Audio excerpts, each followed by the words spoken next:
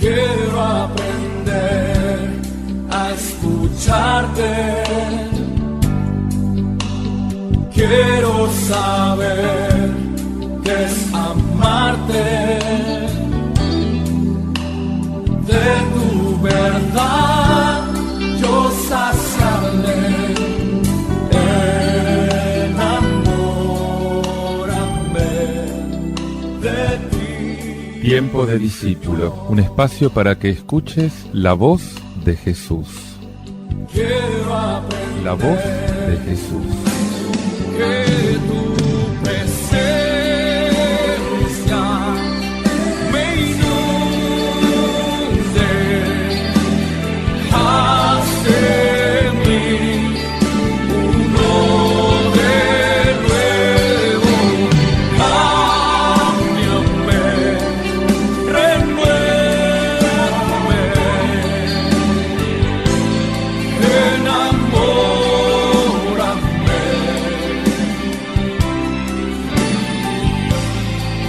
Enamórame de ti, Señor. Paz y bien, te habla Fray Alejandro. Una vez más el Espíritu Santo nos reúne en este espacio de espiritualidad, en este remanso para poder sumergirnos en la palabra de Dios, para poder sumergirnos en esa palabra que nos acaricia el alma, que nos salva, que nos redime, que nos levanta de la postración, de la muerte, y nos hace vivir en plenitud. Hoy quiero entregarte un texto tomado de la escritura del libro del Éxodo, en el capítulo 1, versículos del 8 al 22, el comienzo del libro del Éxodo. Sabés que la salida de Egipto y la entrada en la tierra prometida es un acontecimiento histórico, no es un mito. Un acontecimiento que se remonta a miles de años atrás y que es vivido por un pequeño pueblo, por el pueblo judío. Allá por el año 1750 a.C., los hijos de Jacob se instalaron en Egipto. Es una época de prosperidad para Egipto y los trabajadores extranjeros son muchos, algo así como pasa hoy en día con los pueblos de inmigrantes que van donde hay trabajo, donde hay prosperidad. Hacia el año 1720 a.C., el Estado egipcio se viene abajo y toman el poder unos jefes extranjeros que proceden de Asia, lo que corresponde más o menos a la historia de José, de la que ya hablamos en otro momento. Pero hacia el año 1550 comienza una especie de reacción nacional y asciende al poder una nueva dinastía de faraones egipcios. Estamos entre los años 1290-1234. El gran Ramsés II, un gran faraón, que se dedica a fortificar las fronteras y emplea a los hebreos como trabajadores esclavos. El éxodo, bajo las órdenes de Moisés, va a tener lugar más o menos entre el año 1250 y 1225 a.C.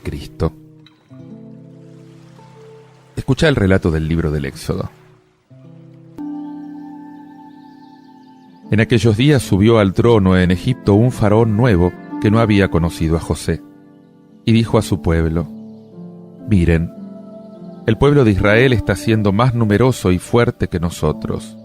Vamos a vencerlo con astucia, pues si no, cuando se declare la guerra, se aliará con el enemigo, nos atacará y después se marchará de nuestra tierra».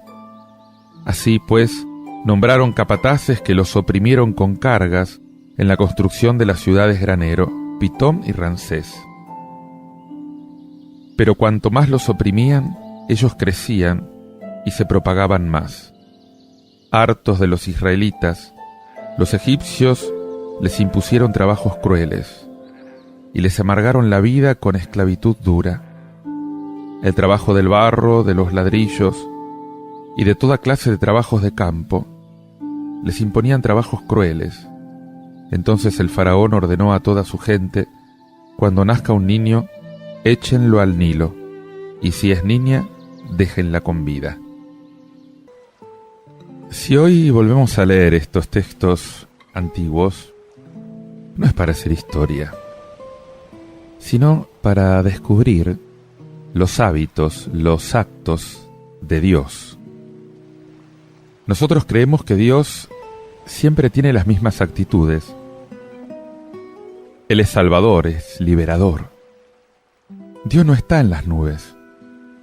Él está comprometido en la historia de los hombres. Y nuestra fe no es un opio adormecedor. Nuestra fe es una opción por la liberación, por la promoción total de nosotros mismos, de nuestros hermanos. Y Dios está con nosotros, pero está con nosotros con ciertas condiciones. En Egipto se alzó un nuevo rey que no sabía nada de José. Naturalmente, porque sabemos que José vivía 4 siglos antes. Y Ramsés II se burla de estos hebreos. Él ve solamente la fuerza de esos inmigrantes que se habían multiplicado y que pueden transformarse en un peligro. Miren que el pueblo de los hijos de Israel es más numeroso y fuerte que nosotros, y eso es un peligro. Tomemos precauciones para impedir que se multipliquen. Nada más humano que este análisis de la situación. Xenofobia, miedo. ¿Estás verdaderamente convencido de que es a nivel de las realidades de la vida concreta donde los hombres sufren y donde los hombres esperan que Dios intervenga? Hoy, en tu propia vida, en la vida de tus hermanos a tu alrededor, abrí bien los ojos, abrí los ojos sobre las situaciones en las que hay sufrimiento, porque el Señor quiere estar allí. El Señor quiere introducirse en esa realidad y cambiarla.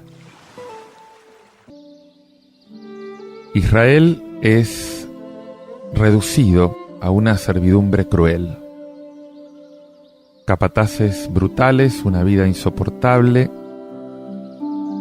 trabajos pesados, la orden de matar a todos los hijos varones que nazcan de estas familias hebreas. La descripción verdaderamente es trágica. Y con algunos detalles parecidos también existe hoy. Hoy también hay situaciones de este tipo. Trabajos humillantes, penosos, impuestos, genocidio. Hoy sigue habiendo muchos oprimidos, muchos despreciados, muchos aplastados. Mucha gente cuya vida es demasiado dura.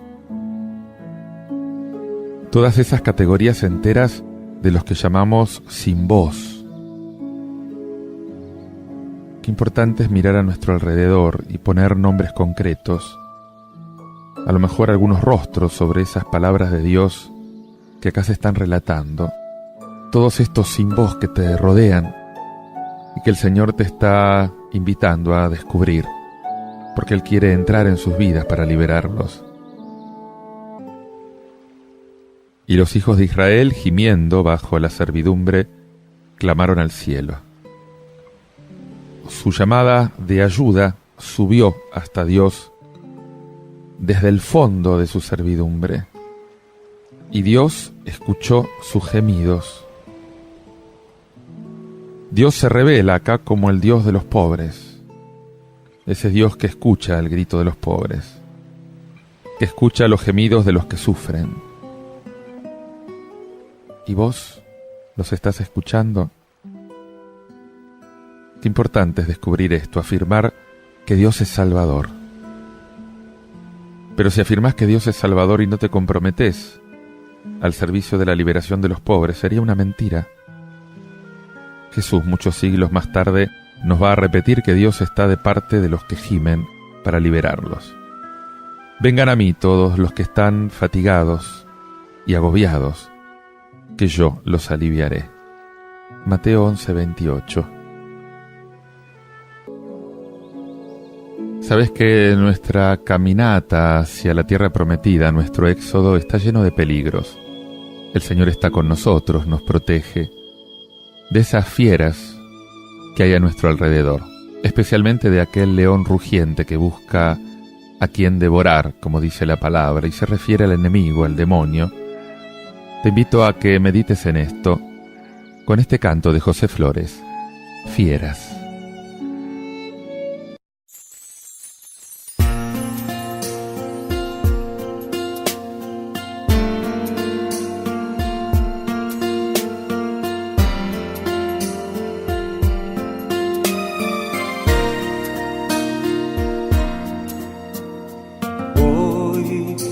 Caminando por un desierto, caminando a la celeste ciudad, es difícil distinguir entre lo falso y lo cierto, aunque en Cristo victorioso voy contento.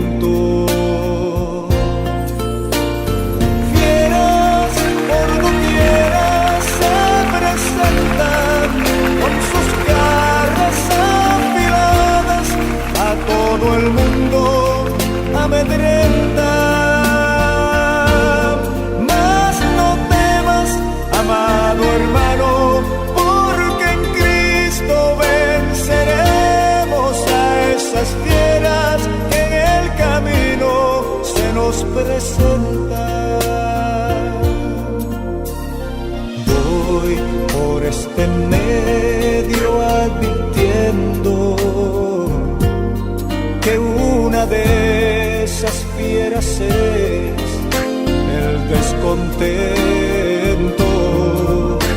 Hay otras que se llama el desaliento, las que se vence orando, ayunando y asistiendo al templo.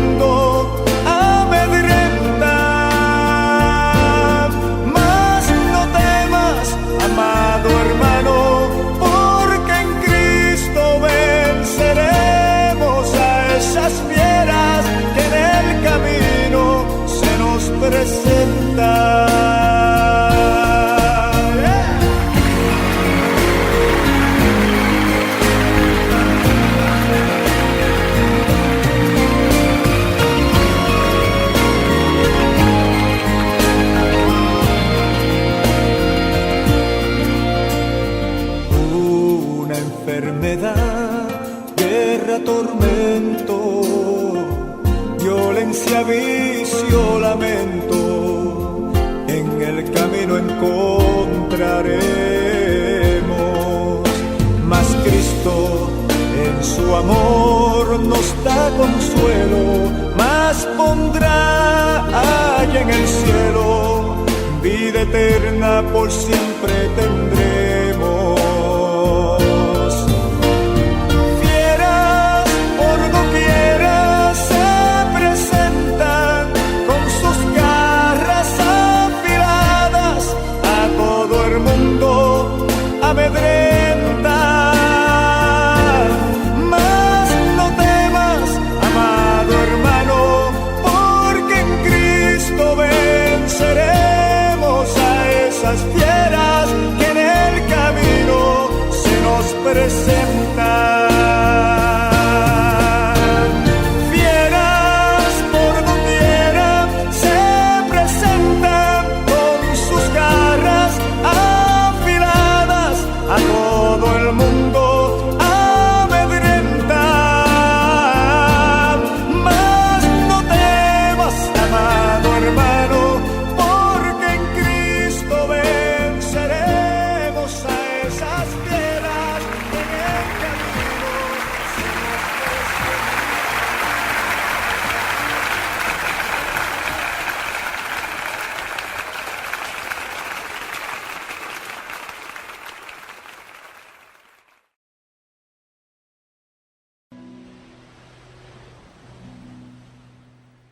Jesús nunca engañó a sus seguidores prometiéndoles una felicidad sin contratiempos.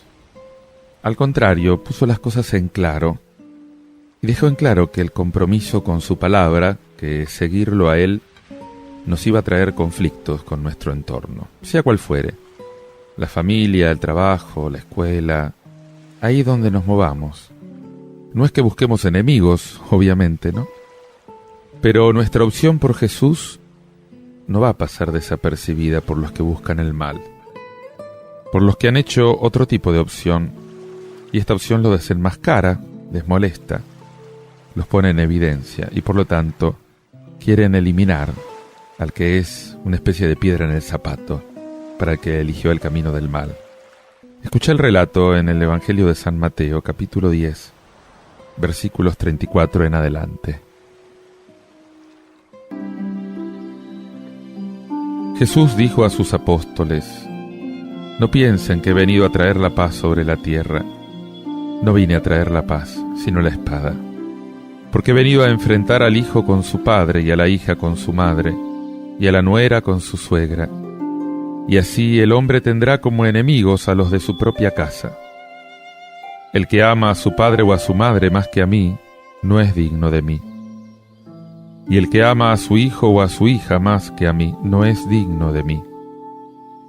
El que no toma su cruz y me sigue, no es digno de mí. El que encuentre su vida, la perderá, y el que pierda su vida por mí, la encontrará.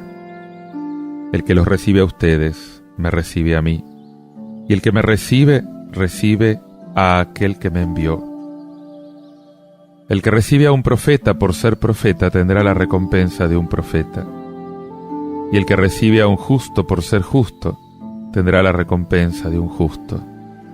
Les aseguro que cualquiera que dé de beber, aunque solo sea un vaso de agua fresca, a uno de estos pequeños por ser mi discípulo, no quedará sin recompensa. Cuando Jesús terminó de dar estas instrucciones a sus 12 discípulos, partió de allí para enseñar y predicar en las ciudades de la región. No piensen que vine a traer la paz a la tierra, sino la espada. Porque he venido a enemistar al hombre con su padre, a la hija con su madre, y el que quiere a su padre o a su madre más que a mí, no es digno de mí. Obviamente que esta frase de Jesús no significa que podemos ser negligentes en atender o en amar a nuestros padres. En otros lugares el Evangelio insiste en que nuestro amor hacia nuestra familia, hacia nuestros padres, tiene que ser real y se tiene que traducir en hechos, en actos concretos de justicia, de ayuda, etc. Estas frases no pueden ser utilizadas para justificar un temperamento desabrido, violento, o para excusar una incapacidad personal, un hijo egoísta. Algo que nos impediría amar sinceramente a los nuestros, a nuestros padres, a las personas con las que vivimos.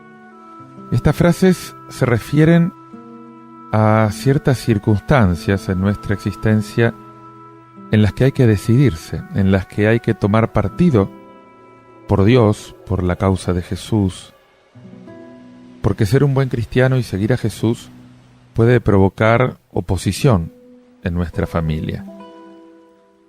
Y en este caso Jesús nos pide que seamos capaces de preferirlo. El que quiere a su padre o a su madre más que a mí, no es digno de mí. Es una cuestión de amor, es una cuestión de preferencia.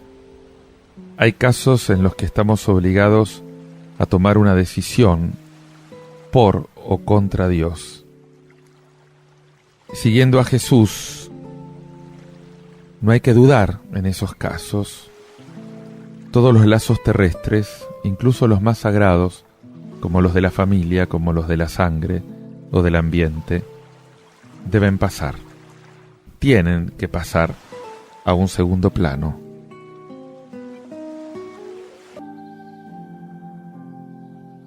El que conserve su vida la perderá, y el que la pierda por mí la conservará. Fíjate que la vida es el mayor bien. Y Jesús acá está afirmando una de las leyes fundamentales de la existencia. No hay que estar pendiente de la propia vida.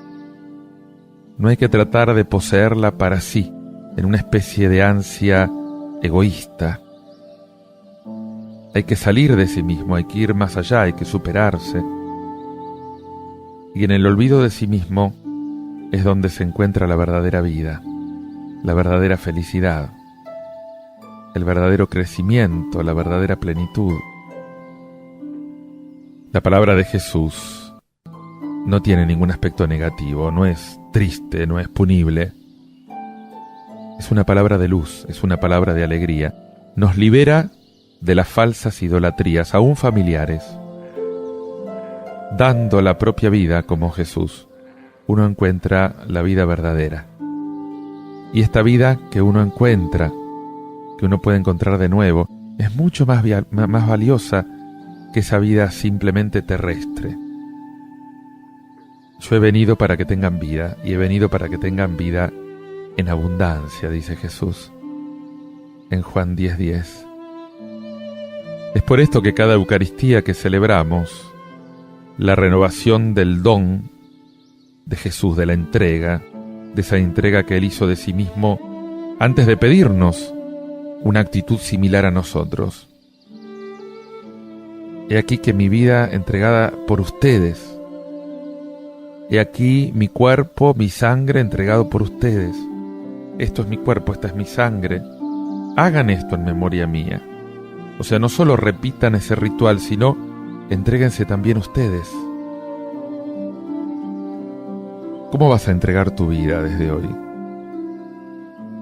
¿Cómo vas a volver tu vida una Eucaristía que se entrega a los demás para que tengan vida, y vida en abundancia, como lo vino a hacer Jesús?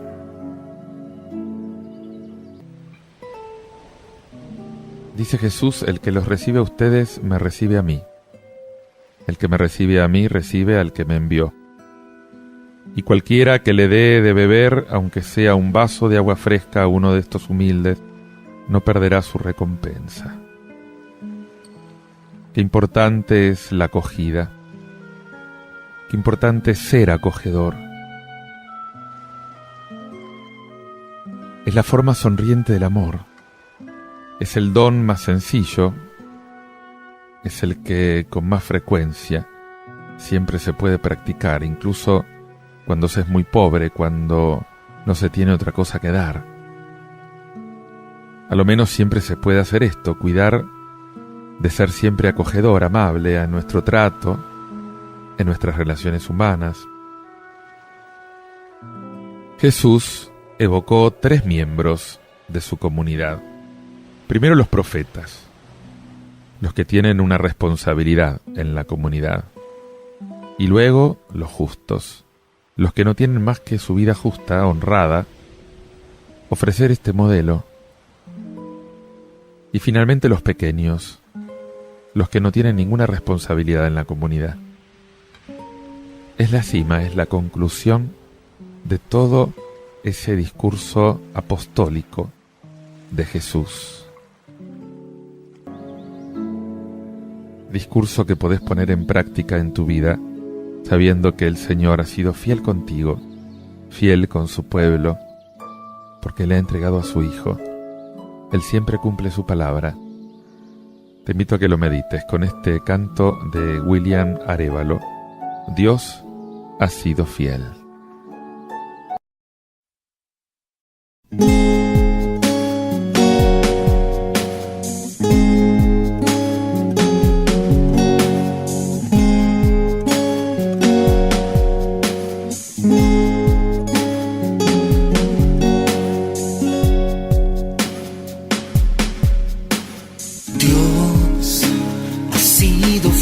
Para mí, Él me ha dado más de lo que yo pedí.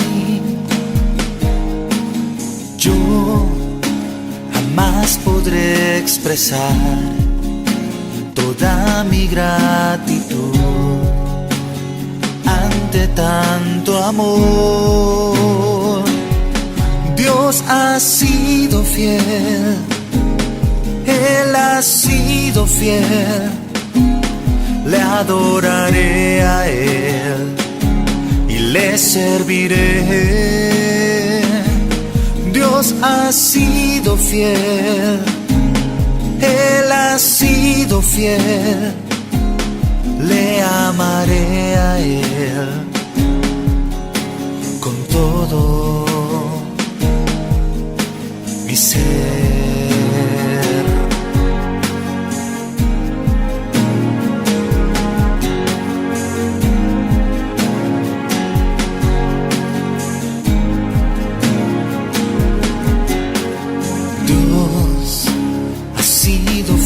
Para mí, Él me ha dado más de lo que yo pedí. Yo jamás podré expresar toda mi gratitud ante tanto amor. Dios ha sido fiel, Él ha sido fiel, le adoraré a Él y le serviré. Dios ha sido fiel, Él ha sido fiel, le amaré a Él con todo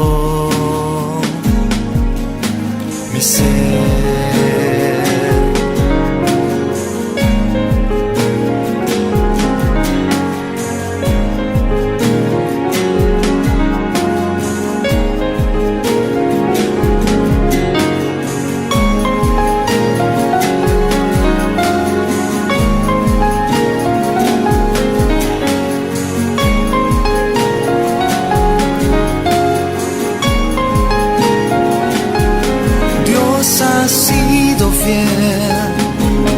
Él ha sido fiel, le adoraré a Él y le serviré. Dios ha sido fiel, Él ha sido fiel, le amaré a Él con todo mi ser. Dios ha sido fiel, Él ha sido fiel, le adoraré a Él y le serviré. Dios ha sido fiel, Él ha sido fiel, le amaré a Él y le serviré. Dios ha sido fiel, Él ha sido fiel,